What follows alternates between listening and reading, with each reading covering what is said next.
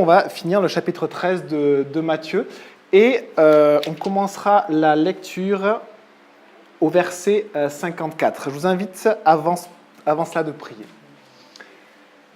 Seigneur Dieu, on veut se tenir près de toi, mon Dieu, avant la lecture de ta parole, Seigneur. On veut vraiment aller dans ta parole, ouvrir ta parole avec cet état de cœur de vouloir creuser, de vouloir connaître, de vouloir grandir, Seigneur, dans la foi.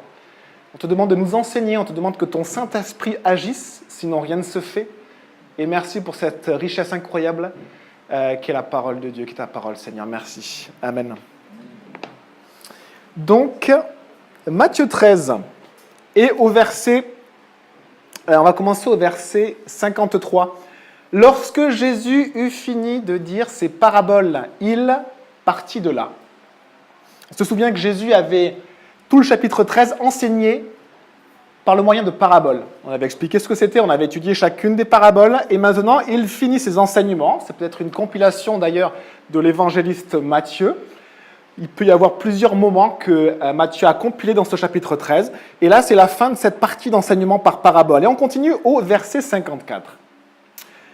Il se rendit dans sa patrie, et il enseignait dans la synagogue, de sorte que ceux qui l'entendirent étaient étonnés, et disaient « D'où lui viennent cette sagesse et ces miracles? N'est-il pas le fils du charpentier? N'est-ce pas Marie qui est sa mère? Jacques, Joseph, Simon et Jude, ne sont-ils pas ses frères? Et ses sœurs, ne sont-elles pas toutes parmi nous? D'où lui vient donc tout cela? » Et il représentait un obstacle, littéralement une occasion de chute pour eux. Mais Jésus leur dit, un prophète n'est méprisé que dans sa patrie et dans sa famille. Il ne fit pas beaucoup de miracles à cet endroit à cause de leur incrédulité. Et on finit par ce mot incrédulité. Aujourd'hui, on va parler de foi. On va étudier en profondeur ce qu'est la foi. Donc si vous avez des questions sur la foi, F-O-I, il y a beaucoup de foi dans la langue française, on va l'étudier ensemble. Donc Jésus a fini son enseignement en parabole. On avait vu qu'au début du chapitre, il s'était assis au bord de la mer et il avait parlé en parabole. Et sur beaucoup de choses. Et là, il finit et il part et il va dans sa patrie.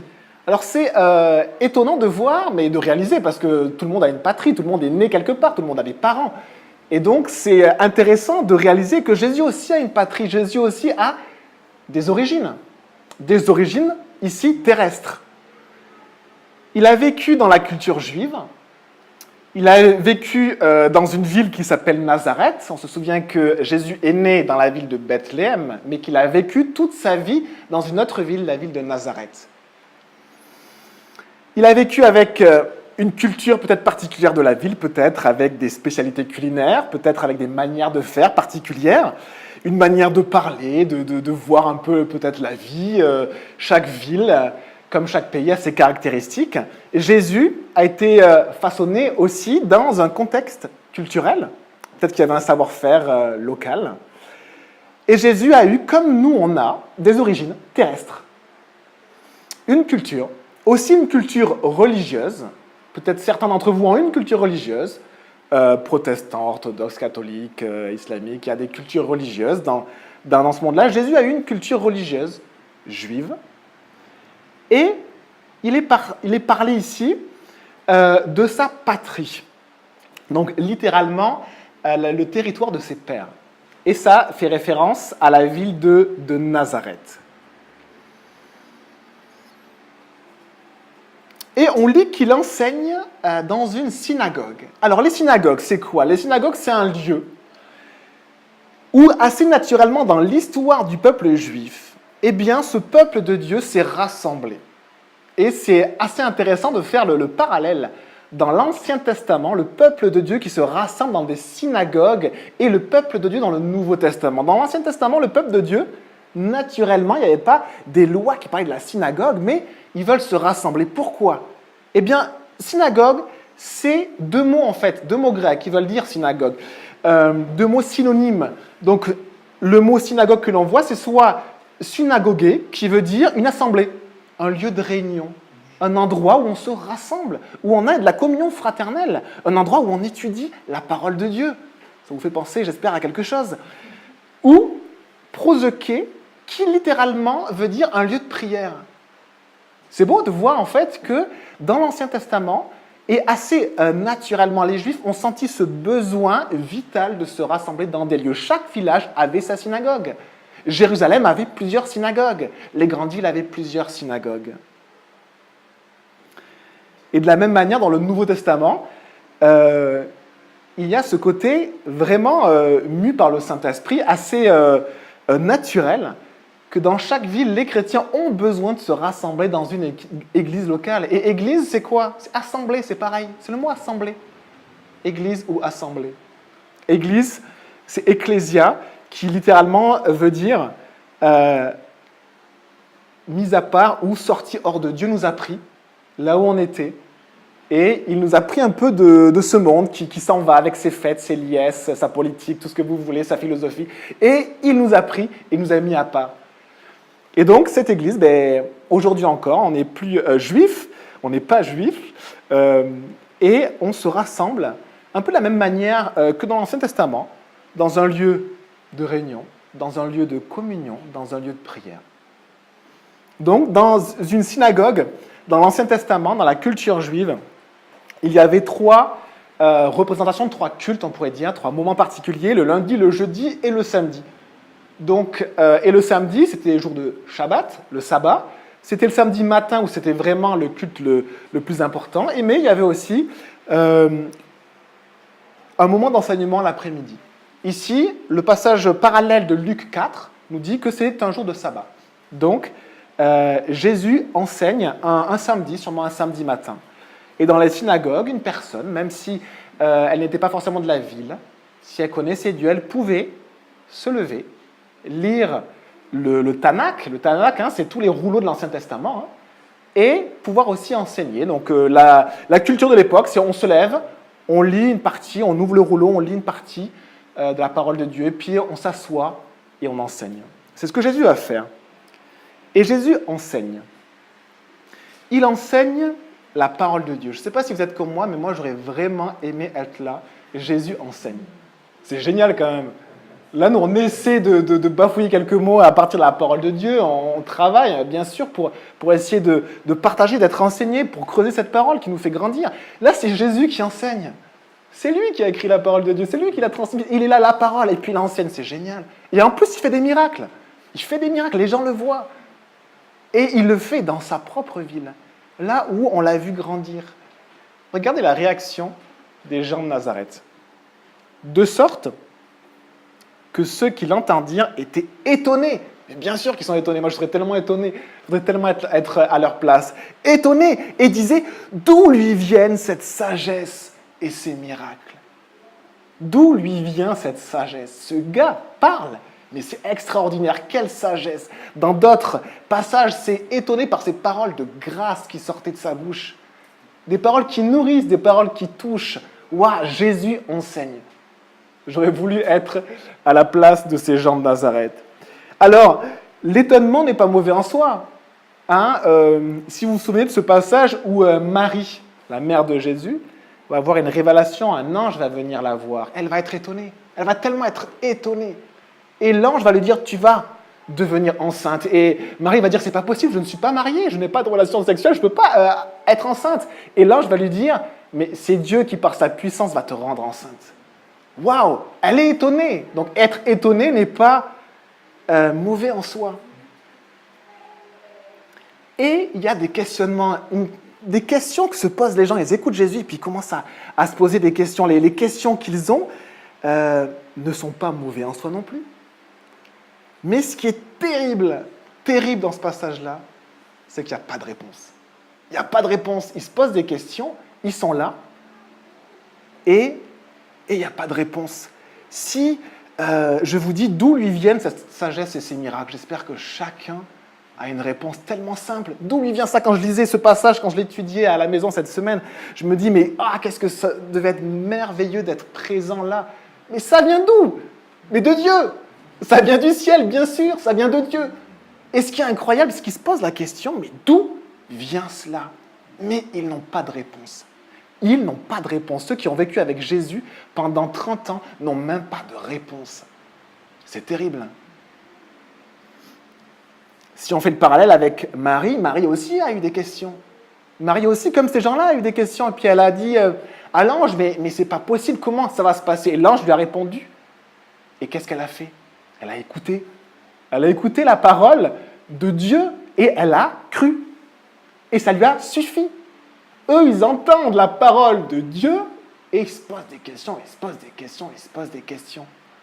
Incroyable. Pas de réponse.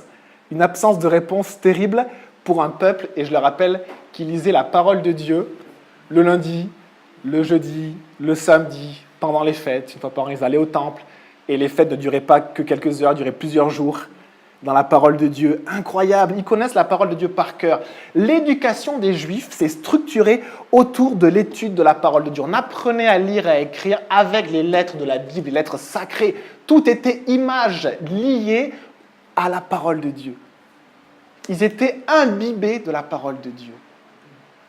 Et ils la connaissaient pour certains par cœur. Par cœur. On pouvait leur citer un passage et puis eux, ils pouvaient savoir exactement où ça se situait et puis ils pouvaient le continuer. Incroyable. Ces gens qui sont tellement calés dans la parole de Dieu qu'ils la connaissent par cœur ont une question et n'ont pas de réponse. D'où lui vient cette sagesse et ces miracles? Alors quel est le problème? Parce que ces gens ont un vrai problème. Ils ont vraiment un gros problème. Et ce problème, on le lit à la fin du passage. Son problème, c'est quoi? Il ne fit pas beaucoup de miracles à cet endroit à cause de leur incrédulité. Ils n'ont pas jeté un seul petit regard de foi vers Dieu. Ils ne se sont même pas demandé à un moment donné, et si ça venait de Dieu? Mais c'est incroyable, c'est presque ironique. Ce peuple est structuré par la parole de Dieu et par Dieu, il ne jure que par Dieu. Nous, on connaît Yahvé, nous, Dieu s'est révélé à nous. Et ils connaissent la parole de Dieu mot pour mot, par cœur. Et ils sont là et ils ne se posent même pas cette question-là. Mais est-ce que ça ne viendrait pas de Dieu? Incroyable incrédulité. Ils ne croient pas. Ils n'ajoutent pas à cette écoute de la parole de Dieu de la foi. Ils connaissent la parole de Dieu par cœur, mais ils n'ont pas de foi. C'est étrange, hein? Ce sont les plus grands religieux de la terre, les plus purs religieux. Ils font des rituels. Eux, ils ne vont pas allumer des cierges dans les églises, mais ils font tellement d'autres choses. Des sacrifices, des rituels dans l'habillement, des rituels pour se laver physiquement aussi, des rituels dans la lecture, des rituels pour structurer les journées. Ce sont des religieux, des champions de la religion. Et ils n'ont pas de foi. Ils n'ont pas de foi. Et voilà toute la différence. Ils n'ont pas choisi de jeter un regard à ce moment-là vers Dieu. Ils n'ont pas choisi de jeter un regard vers Dieu. Et moi, j'avais envie de dire à ces gens-là, d'où lui viennent cette sagesse et ces miracles, j'avais envie de leur dire, écoute, mon gars, si tu n'es pas content, file-moi ta place. Moi, j'aimerais bien être à ta place. Hein, toi, tu es là en train de douter, te dire, mais c'est bizarre quand même, il parle si bien, ça nous fait du bien en plus, puis il fait des miracles. On aurait tellement aimé être là, mais pourquoi moi j'aurais voulu être là? Pourquoi la plupart d'entre nous, on aurait voulu être là à leur place? Mais parce qu'on a la foi. On a la foi, parce qu'on sait qui est Jésus par la foi, parce qu'on reçoit la parole de Dieu par la foi. Et c'est toute la différence, mais vraiment, c'est vraiment un interrupteur la foi. Sans la foi, il est impossible, mais impossible de comprendre ce que Dieu veut nous dire et d'être agréable à Dieu. Impossible. Et avec la foi, on rentre incroyable dans la vie que Dieu a prévue pour nous. On peut comprendre des choses spirituelles, et on va le voir après, en rendant ce que Dieu a prévu pour notre vie. Regardez ce que l'incrédulité, c'est-à-dire le manque de foi ou l'absence de foi peut provoquer. Jésus va dire « Aucun prophète n'est méprisé, si ce n'est dans sa patrie ou si ce n'est dans sa famille. » Ça veut dire que la conséquence de l'incrédulité, il y a aussi du mépris. On est bloqué, on n'accepte pas ce qui vient de Dieu. On entend une fois, deux fois, trois fois ce qui vient de Dieu. On choisit de fermer notre cœur, de ne pas se dire « et peut-être que ça vient de Dieu ». Et il y a du mépris. Jésus est un obstacle. Un obstacle, c'est quoi? Littéralement, c'est scandalon. Scandalon, c'est quoi? C'est un petit caillou qui vous fait trébucher sur le chemin. Vous marchez, vous n'avez pas vu un caillou, on parlait justement de ce qui nous faisait trébucher tout à l'heure, mais vous n'avez pas vu et vous prenez le pied là-dedans et vous vous étalez par terre. Un obstacle. Quelque chose qu'on n'a pas considéré et qui nous fait tomber, on n'arrive plus à avancer. Ça nous bloque. C'est aussi, vous savez, la petite partie d'un piège qui enclenche le piège. Ça peut être un petit interrupteur, ça peut être un petit bâton, vous savez, la petite partie et qui enclenche le piège et qui emprisonne. Un scandalon, un obstacle, une occasion de chute. Et les gens sont enfermés, prisonniers de leur incrédulité. Vous avez déjà vu un oiseau pris dans un piège? Ou un animal? C'est pas beau à voir, hein? Il perd tout son sens. On voit très bien en fait qu'il pouvait être réfléchi, s'approcher petit à petit des graines, où on peut voir même notre animal qui a tout son flair, son instinct. Dès qu'il est pris dans un piège, il n'y a plus rien, il s'agite dans tous les sens, il se heurte aux parois, il se blesse. On ne peut pas le raisonner. On ne peut pas le raisonner. L'incrédulité, parfois, ça fait ça. On ne peut pas raisonner quelqu'un qui est incrédule. Il a choisi de ne pas croire. Il est enfermé comme un animal dans son piège, dans son incrédulité. Et j'ai dit ce mot-là plusieurs fois, j'ai parlé de choix. Et on va voir après un petit peu ce que c'est que la foi.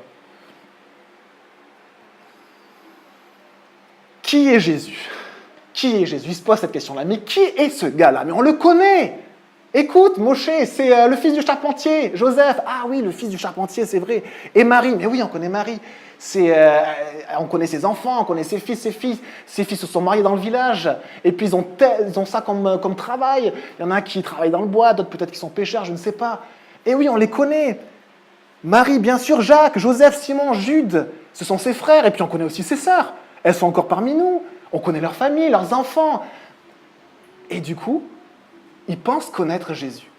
Ils pensent connaître Jésus. On a parlé des origines terrestres de Jésus. Et les gens de Nazareth ne vont voir Jésus que par ses origines terrestres. Ils ne vont pas aller au-delà. Pourquoi ce qui vient de la terre est si important pour nous? Et on est souvent bloqué par juste ce qui vient de la terre.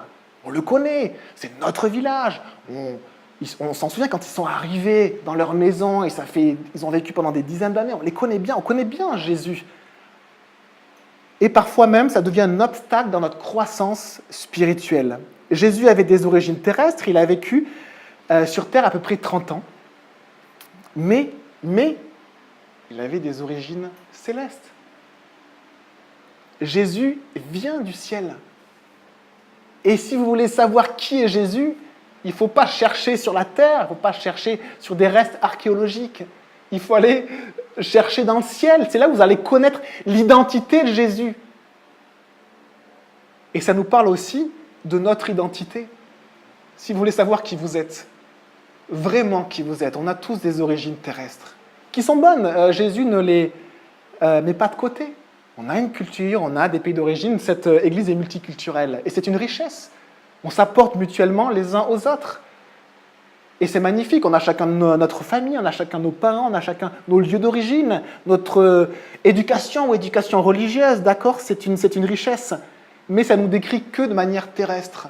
Si vous voulez savoir vraiment qui vous êtes, il faut regarder en haut. Parce que c'est en Dieu que vous allez voir qui vous êtes vraiment. Et ça va prendre toute son importance dans votre vie. Et ce que vous êtes sur la terre ne va plus être une occasion de chute. Ne va plus être, vous savez, un gouffre dans lequel on est inspiré. Voilà ce que j'ai été, voilà ce que j'ai vécu, voilà ce que j'ai subi, voilà ma souffrance. Oui, ça nous décrit de manière terrestre, mais celui qui nous décrit, celui qui a notre origine, celui qui nous a créés, c'est Dieu. Celui qui nous a transformés, c'est Dieu, et c'est en Jésus que l'on trouve qui on est. Et c'est un fondement inébranlable. C'est un fondement inébranlable. Qui est-ce que je suis? Et parfois, je m'en souviens, quand on a des petites périodes de vague à l'âme, on se dit, est-ce qu'on a tout bien fait? Et moi, pour ma part, le fait de savoir juste que je suis en Jésus, que je connais Jésus, c'est une base, et ça me va, et je suis solide. Le rocher, voilà mon identité. Mon identité, elle se situe en Christ, en Jésus.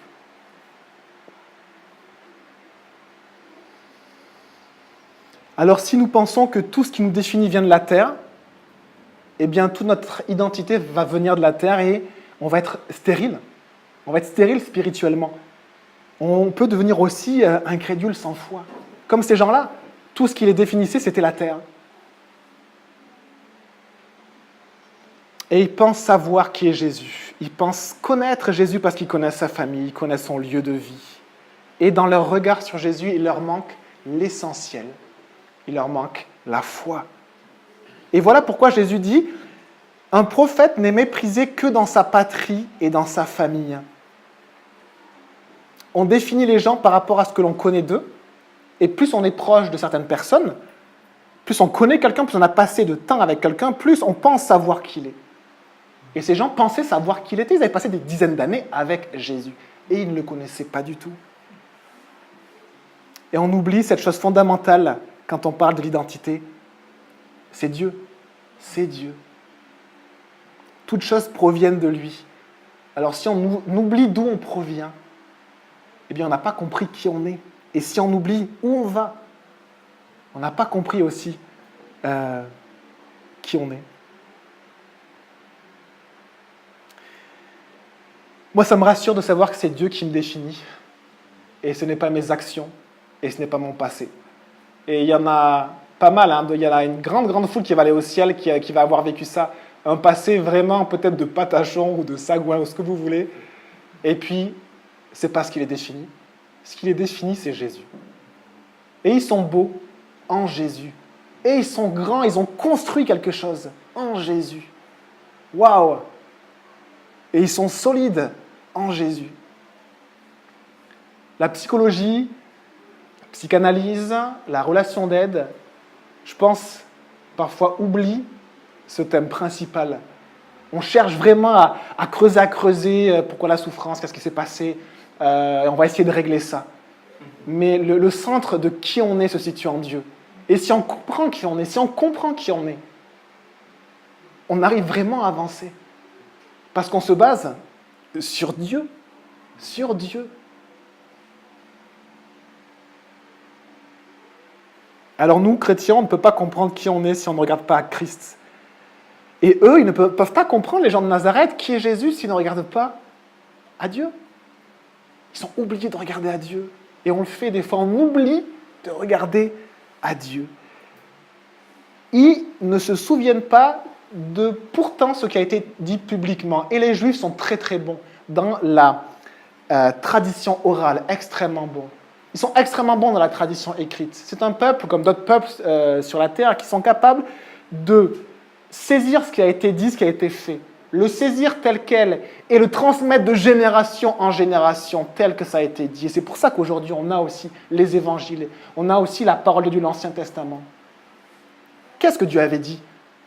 Quand Jésus s'est fait baptiser, il y a une voix qui s'est fait retentir, que tout le monde a entendu dans le ciel, que tous les Juifs ont entendu. Celui-ci est mon Fils bien-aimé. Si vous entendez un grondement de tonnerre et une voix du ciel, j'espère que ça va nous faire poser des questions. Et j'espère qu'on ne va pas rester fixé sur la terre, mais qu'on va quand même lever les yeux au ciel. Et se dire, mais oui, peut-être que ça vient de Dieu. Celui-ci est mon Fils bien-aimé, en qui j'ai mis toute mon affection.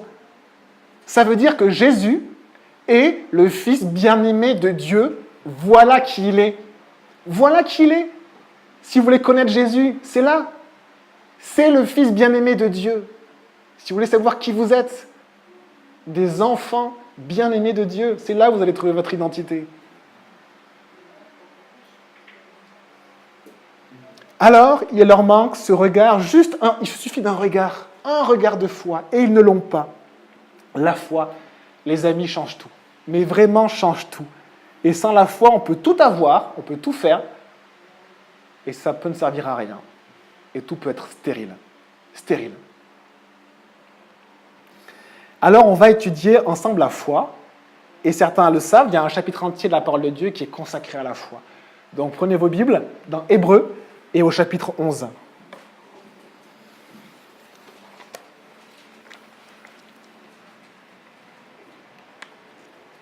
Hébreux au chapitre 11, dans les Bibles, comme cela, c'est la page 793. Et on va lire parce que le chapitre des Hébreux, il est extraordinaire, ce chapitre-là. Il nous définit littéralement ce qu'est la foi et il nous donne des exemples. Et il nous dit ce qu'amène la foi dans la vie d'un chrétien. C'est juste merveilleux de voir ça. Et ça nourrit, parce que ça vient de Dieu. Regardez, Hébreux 11. Or, la foi c'est quoi? La foi c'est quoi? Or, la foi, c'est la ferme assurance des choses qu'on espère, la démonstration de celles qu'on ne voit pas. Et on va expliquer bien sûr ce verset-là. Parce que de premier abord, il est dur à comprendre. Mais on va l'expliquer parce qu'il y a des exemples à la suite du chapitre qui nous font comprendre cette définition extraordinaire. Une ferme assurance des choses qu'on espère. Une ferme assurance, c'est un fondement, des fondations stables, quelque chose de sûr et certain, de solide, de stable. Mais sur quoi? Sur ce que l'on espère. Ça veut dire quoi? Ça veut dire que moi j'espère des choses, j'espère avoir une voiture plus grosse et je vais espérer ça. Il faut vraiment que je sois sûr et certain que Dieu va me donner ce que je veux. Est-ce que c'est ça la foi? Je pensais un jour que c'était ça la foi. C'est essayer de se persuader que ça va arriver, vous savez. Essayer de se dire, on a notre besoin et on veut absolument, absolument, absolument avoir ceci. Eh bien, on va voir par la suite que ce n'est pas ça la foi. Qu'est-ce que c'est que ces choses que l'on espère? Regardez au verset 8 du même chapitre. C'est par la foi qu'Abraham a obéi lorsque Dieu l'a appelé et qu'il est parti pour le pays qu'il devait recevoir en héritage. Il est parti sans savoir où il allait. Qu'est-ce que ça veut dire? Dieu lui avait dit quelque chose. Qu'est-ce qu'il lui avait dit? Je vous le lis, ne le prenez pas dans Genèse. Il lui a dit, Abraham, va-t'en de ton pays. C'est un beau pays, hein. Le pays des Sumériens, des Babyloniens. C'était la plus grande civilisation de l'époque. D'accord? Donc des villes, des cités, tout ce dont on a besoin. Et Dieu lui dit, va-t'en de ton pays, de ta patrie. On reparle de la patrie. Va-t'en de ta patrie, de ta maison, et va dans le pays que je te montrerai. Je ferai de toi une grande nation, je te bénirai, je rendrai ton nom grand, et tu seras une source de bénédiction. Et on lit après que Abraham partit. Il a écouté Dieu. Comme l'Éternel le lui avait dit, il était âgé de 75 ans. J'espère que ça vous encourage. Il n'est jamais trop tard pour avoir une vie de foi.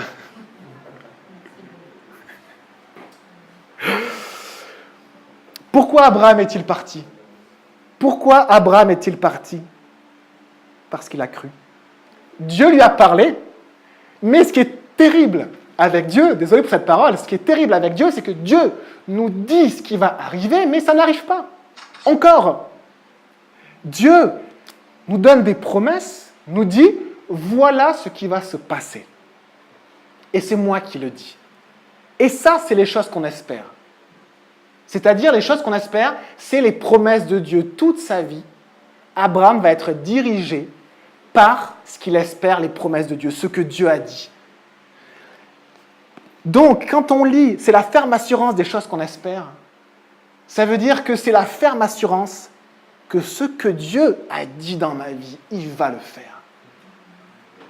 Il va le faire, et c'est certain.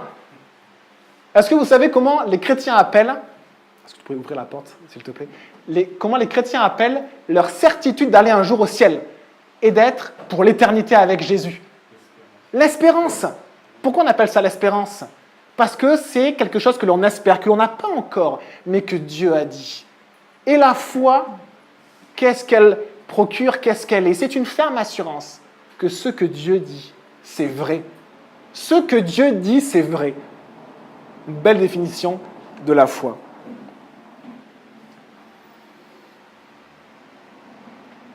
Une ferme assurance dans ce qui n'est pas encore, mais dans ce que Dieu a dit.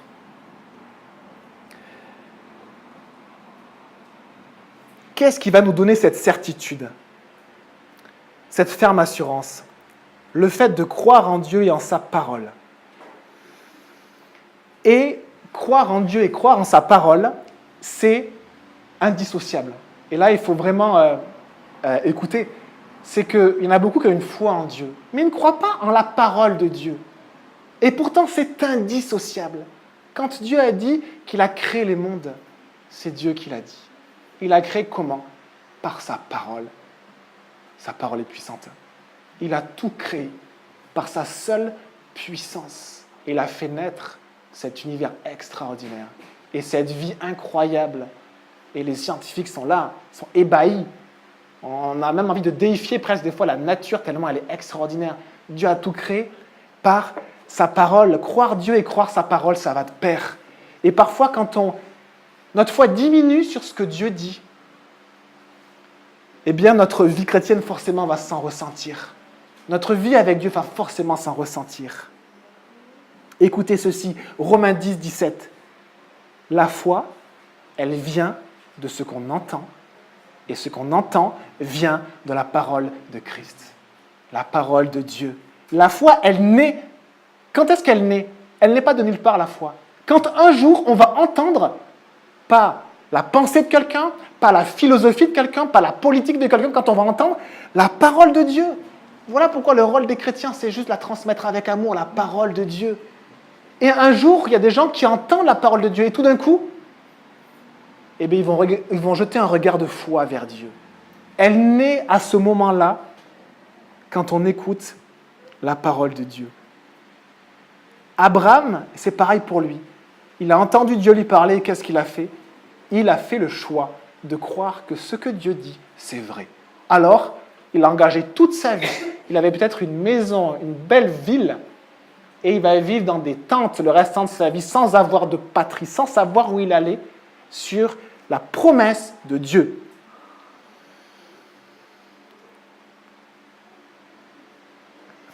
On a aussi l'exemple de Noé, et on a l'exemple de tellement d'autres dans ce chapitre-là.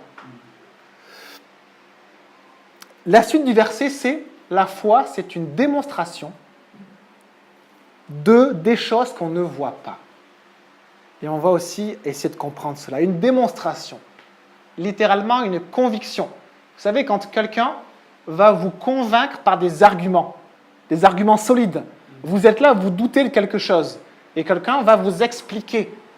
Il va vous convaincre par des arguments, et la foi, c'est ça. Elle va nous convaincre des choses qu'on ne voit pas, que ce qu'on ne voit pas est vrai et existe. Qu'est-ce qu'on ne voit pas?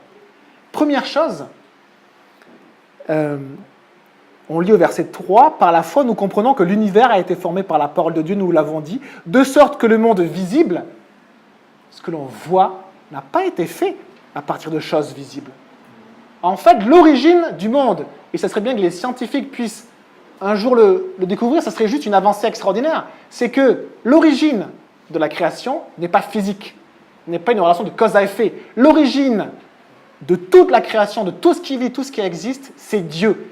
Ça se situe dans le monde spirituel, dans le monde qu'on ne voit pas. Et quand on arrive à la foi, on fait le choix de la foi, eh bien on va comprendre cela, que tout vient de Dieu.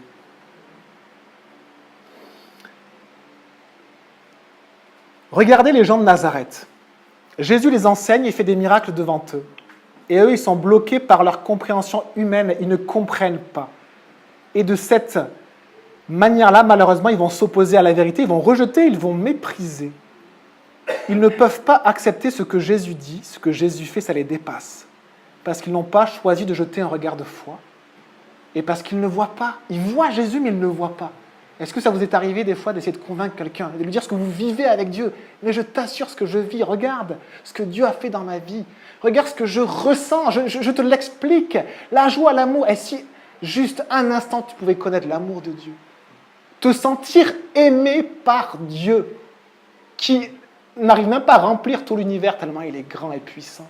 Si tu connaissais juste une seconde la paix de Dieu, on est tous à courir vers quelque chose, on a un vide, on veut le remplir, on recherche, Dieu nous complète, la paix.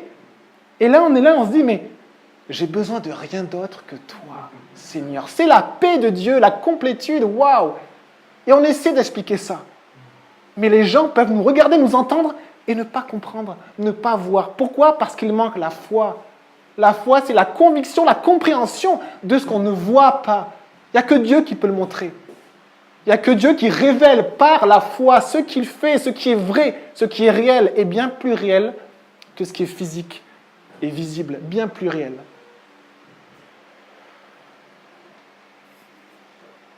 Hébreux 11, verset 6, Or, sans la foi, il est impossible d'être agréable à Dieu.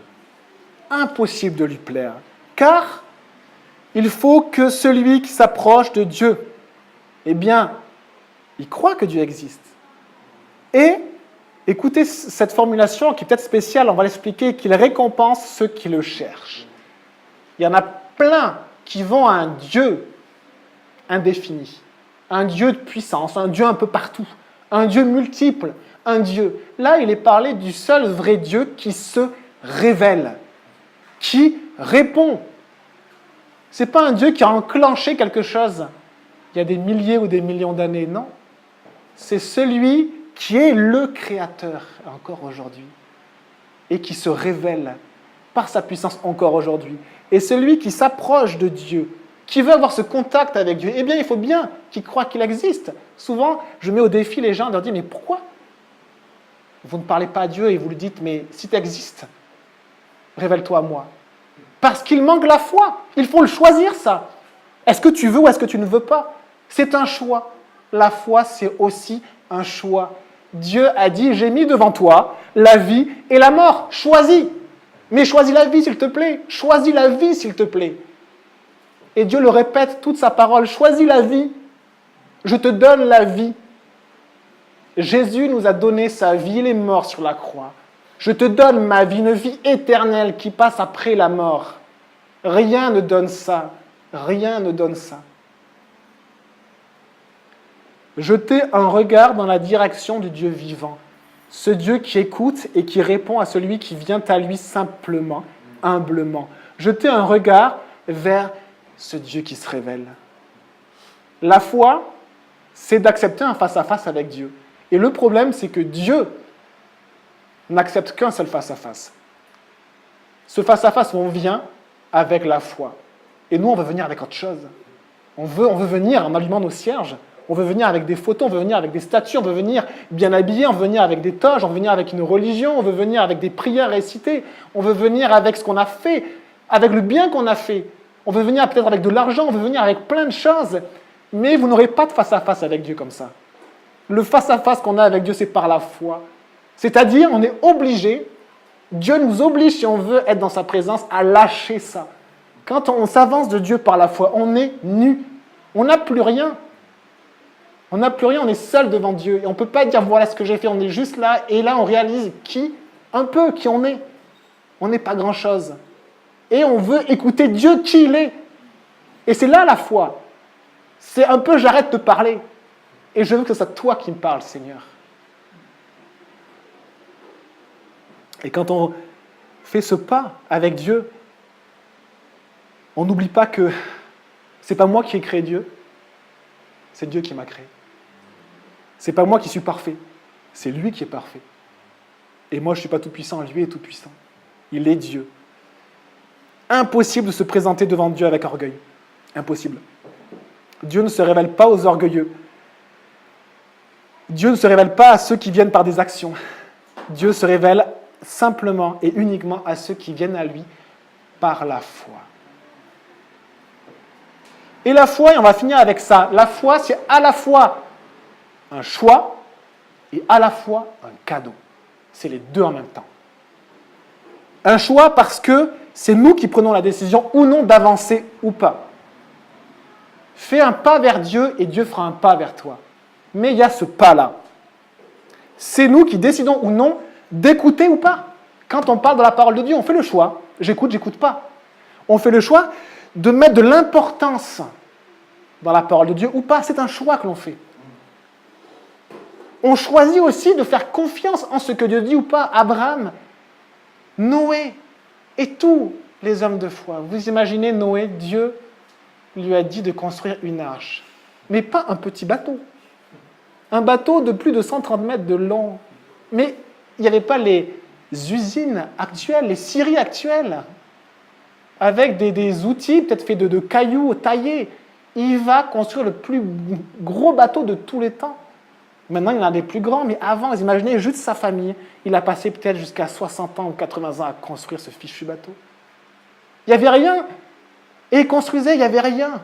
Pourquoi il a fait le choix de croire en ce que Dieu dit. Et est-ce qu'il a eu raison? Il a sauvé toute sa famille avec lui. Il a sauvé toute sa famille avec lui. C'est aussi un cadeau. Si la foi est un choix d'avancer dans la direction de Dieu, c'est aussi un cadeau parce que on a besoin que Dieu nous aide. On a besoin que Dieu nous aide. Dans la foi, il y a vraiment ce côté-là où il faut aussi que Dieu nous aide. Impossible d'aller à Dieu si nous ne faisons pas un pas vers lui. Et impossible d'aller à Dieu si Dieu ne fait pas envers nous aussi un pas. Mais ce qui est tellement rassurant, c'est que Dieu est toujours prêt à faire un pas vers nous. C'est juste nous qui ne sommes pas souvent prêts, même en tant que chrétiens. Pas souvent prêts. Celui qui désire réellement venir à lui, il se révèle de la plus belle des manières. Alors oui, ce n'est pas évident peut-être de venir à Dieu par la foi, on doit tout lâcher, on doit avoir un regard d'humilité, de crainte respectueuse, en faire ce Dieu vivant qui se révèle. Mais si la foi est un cadeau, eh bien pour l'avoir, il faut l'accepter aussi. L'accepter. Vous savez, Dieu travaille, puis on résiste. Dieu est une occasion de chute, on méprise, on injure, on ne veut pas, et à un moment donné, on lâche, on accepte, on ouvre. Jésus frappe à la porte, et à un moment donné, on ouvre et on accepte le cadeau de la foi. Waouh! Et là, la vie, elle change. Il y en a qui peuvent en témoigner, là, c'est plus pareil. C'est plus pareil. Mais ça veut dire aussi que si la foi, c'est un cadeau qu'on accepte, l'incrédulité, c'est un refus. C'est terrible de dire ça, mais souvent, j'ai toujours l'impression que les gens qui se tiendront devant Dieu, j'aimerais dire à Dieu, écoute, ils n'ont pas vraiment choisi, mais en fait, l'incrédulité, c'est aussi un choix de refus. C'est un choix de refus parce que la foi, c'est un cadeau. Dieu appelle, Dieu crie, venez à moi, vous qui vous fatiguez, qui êtes chargés, moi, je vous donnerai du repos. Choisissez la vie. Je vous donne ma paix. Je ne vous donne pas comme le monde donne. Venez à moi. Et donc, l'incrédulité, c'est un choix, c'est une réponse de refus. Et au verset 57, on lit, il représentait, verset 57, on finit dans Matthieu 11, Matthieu 13, je vais y arriver, Matthieu 13, Hébreux 11, Matthieu 13, on finit dans Matthieu 13, où on lit que Jésus représentait pour eux un obstacle. Et il butait contre une barrière, contre un rocher, contre un caillou qui les faisait trébucher. Pourquoi? Parce qu'ils n'ont pas voulu regarder à Jésus avec un regard de foi. Une traduction dit « ils ne voulaient rien savoir de Dieu, rien savoir de Jésus ». C'est un peu ça l'incrédulité, c'est qu'à un moment donné on dit « stop, je ne veux plus en entendre parler ». C'est un choix. Et on a fini, je vais juste terminer avec ce que la foi apporte. Quand j'étudiais ce chapitre 11 d'Hébreux, c'est juste incroyable, mais vraiment incroyable. Mais lisez-le à la maison, essayez de l'étudier, posez-vous cette question-là. Qu'est-ce que la foi amène dans la vie chrétienne? Et je vous donne juste un petit teaser, juste un petit avant-goût. La foi amène à comprendre ce qui vient de Dieu. Avoir une vie impactante. Comme Abel a fait un acte de foi, aujourd'hui encore, ça parle et ça nous parle. Une vie de foi parle même après notre mort. Elle nous amène à agir, à obéir. Elle nous amène à fixer les yeux vers une autre destination. Elle nous amène à changer de comportement. Elle nous amène à être patient. La foi nous amène à recevoir des révélations de Dieu. La foi nous amène à accepter la souffrance. La foi nous amène à supporter la souffrance. Elle nous rend capables d'accomplir la volonté de Dieu. J'espère que ça vous donne envie d'étudier ce chapitre-là chez vous. Quel cadeau que la foi, quel cadeau. Car Dieu, Hébreux 11, 4, a en vue quelque chose de meilleur pour vous. C'est extraordinaire, hein? Verset 58, « Et Jésus ne fit pas beaucoup de miracles à cet endroit à cause de leur incrédulité. » C'est la dernière phrase. Et moi, ça me stupéfait. Il y a de l'incrédulité, il fait quand même des miracles, mais il n'en fait pas beaucoup. Donc, il va guérir juste un aveugle, mais c'est extraordinaire. Un aveugle guéri, un boiteux qui marche, mais pas beaucoup. C'est extraordinaire avec Dieu. Il a des gens incrédules et il continue à agir, et il continue à faire des miracles. Et la différence entre peu de miracles et beaucoup de miracles, c'est la foi. C'est la foi. Parce que Dieu agit aujourd'hui, fait des miracles, agit dans la vie de chaque personne sur cette terre. Mais si vous voulez vivre une vie de miracle, une vie de foi, comme Abraham, comme Noé, comme Abel, eh bien, ça demande la foi. Je vous lis 2 passages pour s'encourager dans l'Ancien Testament, et ça sera ma conclusion. La foi, vous savez, elle a besoin d'abord de racines. Elle a besoin de racines, parce que si la graine de la parole de Dieu qui est en nous commence directement à pousser, eh bien, sûrement qu'elle va sécher. Elle a besoin de s'enraciner, et ce n'est pas visible. C'est un travail du Saint-Esprit, et qui est parfois long, s'enraciner. Et après, elle va pousser. La foi, elle pousse, elle grandit, elle grandit, elle grandit, et après, elle porte des fruits, et encore, et encore, et encore.